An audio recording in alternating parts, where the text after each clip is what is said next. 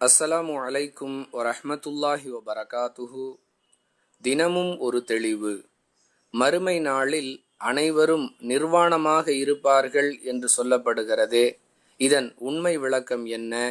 அந்நாளில் அனைவரும் ஒன்று கூடியிருக்கும் சபையில் இதை எப்படி நாம் ஏற்றுக்கொள்வது என்ற கருத்தில் ஒரு கேள்வி கேட்கப்பட்டிருக்கிறது. அன்பிற்குரிய சகோதர சகோதரிகளே, புகாரி எனும் நூலில் இடம்பெறக்கூடிய 6527வது எண்ணில் இந்த ஹதீஸ் பதிவு செய்யப்பட்டிருக்கிறது. ஆயிஷா ரதியல்லாஹு அன்ஹா அவர்கள் அறிவிக்கிறார்கள், நீங்கள் அனைவரும் மறுமை நாளில் செருப்பணியாதவர்களாகவும் ஹத்தனா செய்யப்படாதவர்களாகவும் நிர்வாணமாகவும் இருப்பீர்கள் என்று ரசூலுல்லாஹி ஸல்லல்லாஹு அலைஹி வஸல்லம் அவர்கள் கூறிய பொழுது, அல்லாஹுவின் தூதரே, ஆண்களும் பெண்களும் ஒன்று கூடியிருக்கும் நிலையில் சிலரை சிலர் பார்க்க வேண்டிய சூழல் ஏற்படுமே என்று நான் கேட்டேன். அதற்கு அல்லாஹுவின் தூதர் ஸல்லல்லாஹு அலைஹி வஸல்லம் அவர்கள், அங்கு யாருக்கும் இது போன்ற எண்ணம் இருக்காது, ஏனெனில் அந்த நாள் அந்த அளவிற்கு கடுமையானதாக இருக்கும் என்று பதிலளித்தார்கள்.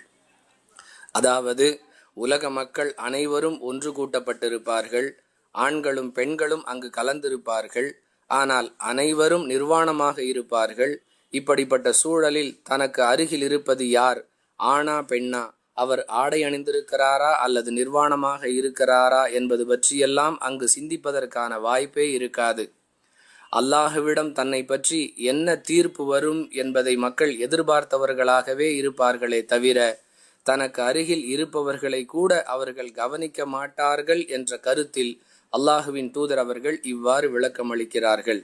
அன்பானவர்களே, அப்படிப்பட்ட திடுக்கம் நிறைந்த நாளில் அல்லாஹுவிடம் நம்முடைய தீர்ப்பு நல்லதாக இருக்கும் வகையில் உலகில் நம்முடைய செயல்பாடுகளை அமைத்து கொள்ள வேண்டும் என்பதை நாம் கவனத்தில் கொள்ள வேண்டும். வாஹிரு தஅவானா அனில் ஹம்துலில்லாஹி ரப்பில் ஆலமீன். அஸ்ஸலாமு அலைக்கும் வரஹ்மத்துல்லாஹி வபரகாத்துஹு.